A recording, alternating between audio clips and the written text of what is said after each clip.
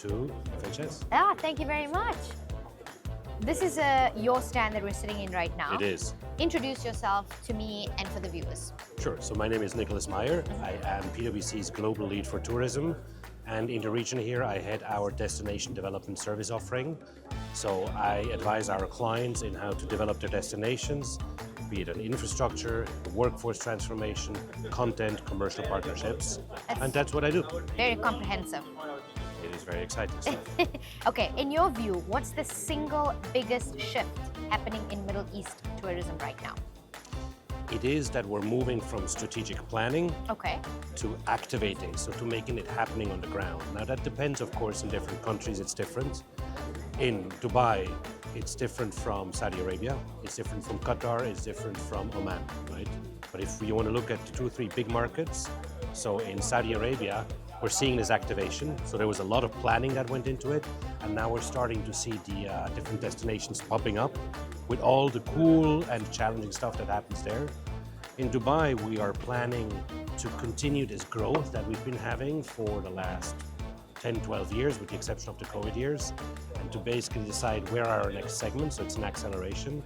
Abu Dhabi, it's the same, but much more specialized. So Abu Dhabi has now really found its home in the cultural, sports and entertainment tourism. So there it's about doubling down on this topic. And for example, if we look at Oman or some of the other destinations, Qatar, they are basically looking at where are the segments that they want to be leading. So that's what's happening in the region.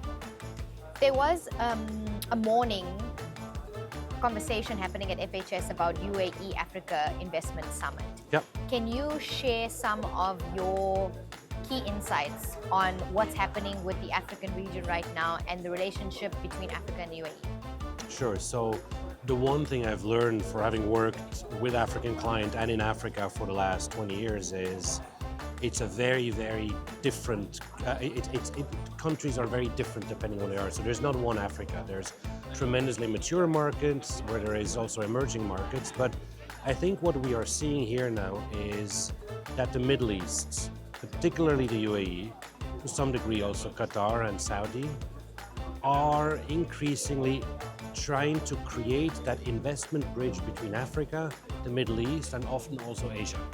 So we have become kind of like the turnstile, the hinge point where African know-how, African project, African offerings can be matched with capital, but also with the know-how that is needed to make this happen, and ultimately with the source markets. So the interesting part of this one is, you would have heard, what falls out of this thing is it's a little bit less of a European play than it would have been 15, 20 years ago, more of an Asia play. And I think here in the UAE, we are part of the Asian success story as well. Very interesting. What type of infrastructure or investment is most ready for growth in the hospitality sector, in your opinion? Where? In this region. In our region? Yes, in the Middle East. So in the Middle East, again, also the Middle East is a very diverse region, right? We have countries such as Egypt or Jordan that have had a very, very professional tourism offering for the better of 70, 80 years, right? If you think about pyramids, Giza, Abu Simbel, etc., so on. Same for Jordan. And then, of course, we have some very new players that have only very recently arrived. I think in general, the luxury hotel segment, if you're pushing me to an answer, which I'm happy to answer, I think we're good on the luxury hotel segment. I think we have in most of our markets good luxury offerings, sometimes maybe even already a little bit too much. Where we are maybe a little bit less so is in the mid-segment and in the supporting infrastructure that allows us to bring people in and to have them have experiences that makes them come back over and over again. I agree with you. How do you define experience-led travel versus just accommodation? Experience-led travel. It basically means that you create a tourism ecosystem that is able to react to individual requests by an individual visitor. So historically, if you go back 20, 30, 40 years ago, not just in the region but everywhere, you would have the catalog approach. 7 days, 6 nights, Spain, Switzerland, Ireland, Dubai, whatever you make it, Thailand, etc. And the tour operators, and that was the right thing at the time, said, on day 1 you're going to do this, on day 2 you're going to do this, on day 3 you're going to do it, day 4 is rest, day 5 is 6. And that's how you sold, and that's how you delivered, and that was very much appreciated.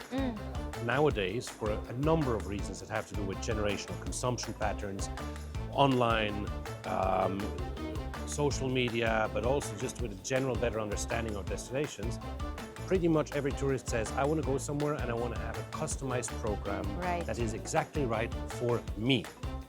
So that means if you want to have experience-led tourism, which Dubai does fantastically well, for example, you need to have an entire ecosystem that is able to not just understand that intellectually, but to react to this, which means you need to have commercial players, promotional players, participants in that market that say, I'm happy to adjust my offering if that suits you better.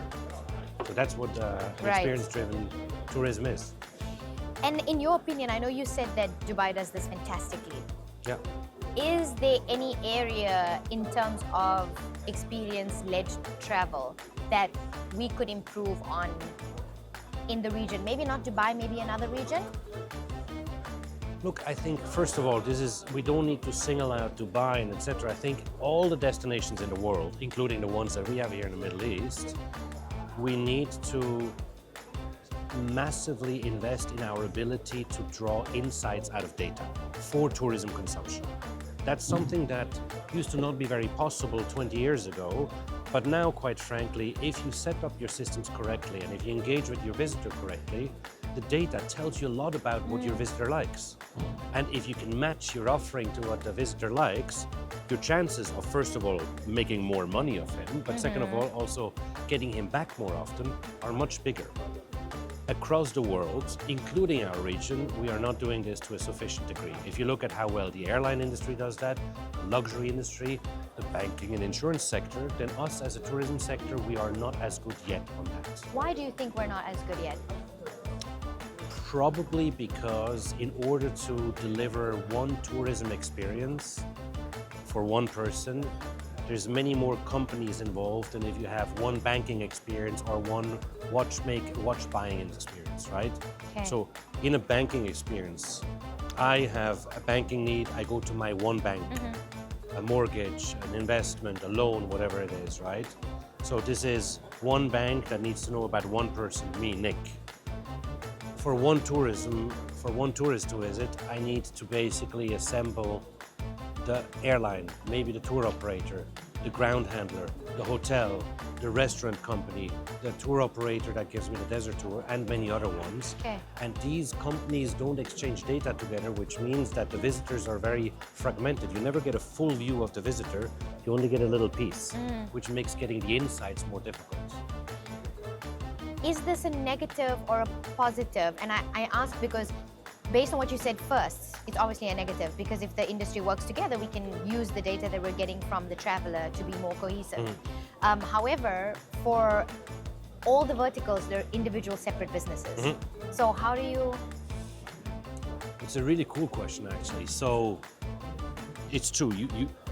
There's two ways you can look at this. First and foremost, consistency is desirable, and the ability to anticipate your guest's need is, I think, also desirable. So that's the argument for perfect data, if you will, right? You're never going to get there, but you can get closer to it.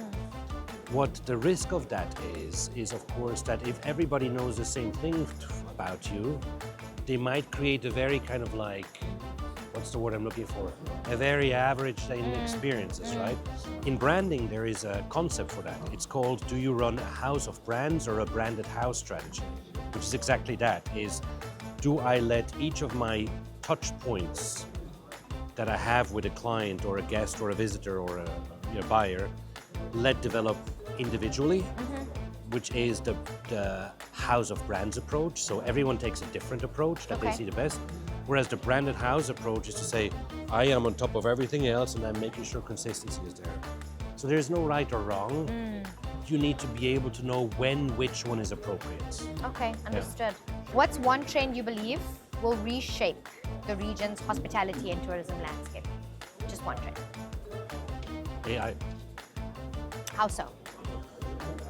Differently from what people say.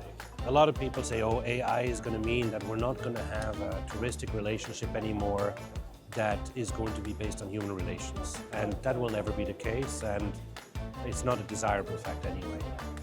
What AI can do in our industry is to eliminate a lot of the non-value add work in hospitality or tourism which frees up capacity for people to engage with their visitors for longer periods of times with better information and with better support. So it will free us to build deeper relationship faster, which is going to improve the visitor experience.